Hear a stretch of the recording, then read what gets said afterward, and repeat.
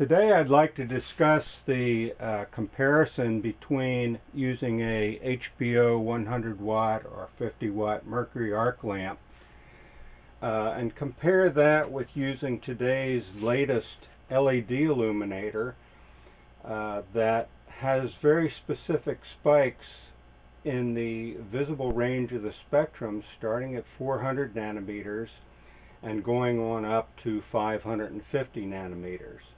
So right now I've got an LED module here, but before we discuss that in any further detail, let's just show you real quickly what we've got set up here. It's a 50 watt mercury arc lamp connected to a power supply, and the initial investment on that light source is probably somewhere in the order of $2,000 to $3,000 just for the lamp and the power supply.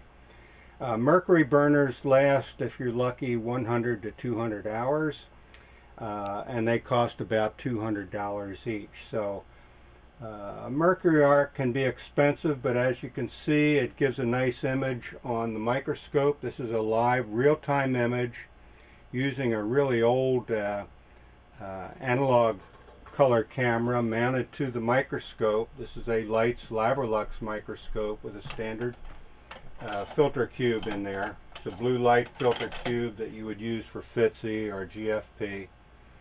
And this is our test subject. And with this rig we can alter the exposure time of the shutter, which is a neat little feature, but today's modern cameras are all auto exposure. And I show you this because we're going to show you a trick that we can do with the LED that you can't do with a mercury arc lamp. And that trick is adjust the intensity quickly and easily on the fly.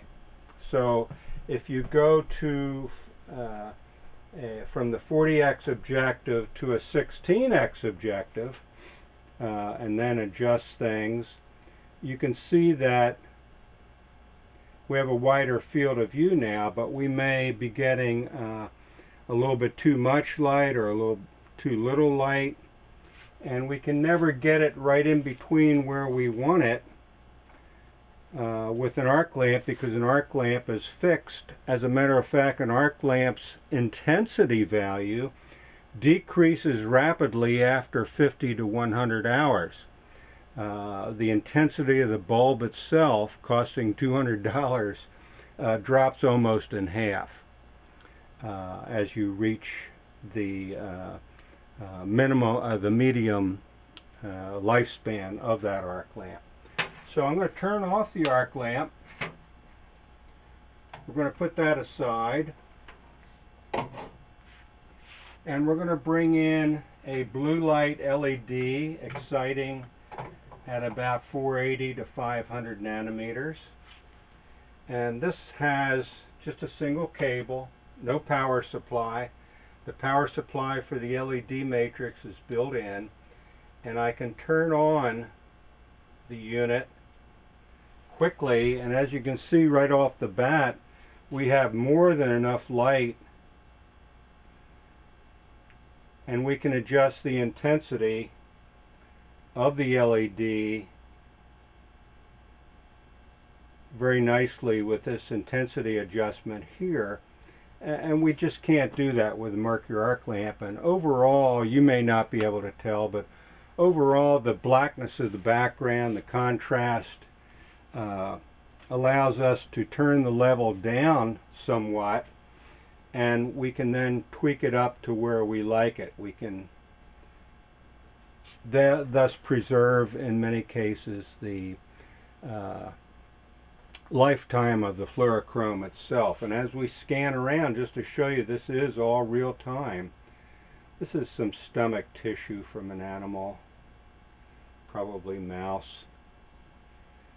And again, that's the low magnification setting, and if we go to the 40x, we have more than enough light with these LEDs that cost less than half the price of a new mercury arc lamp.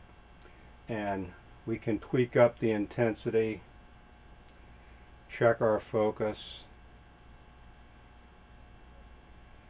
And with the 40x objective now, we really start seeing some nice detail in this autofluorescence of the H&E stained stomach tissue. So it's a good test slide. But we've done some testing here, and we're finding that the LED is as bright, if not in many cases brighter and more intense than a HBO 100 watt mercury arc lamp. So here again, LED is the way to go. They're made in the USA.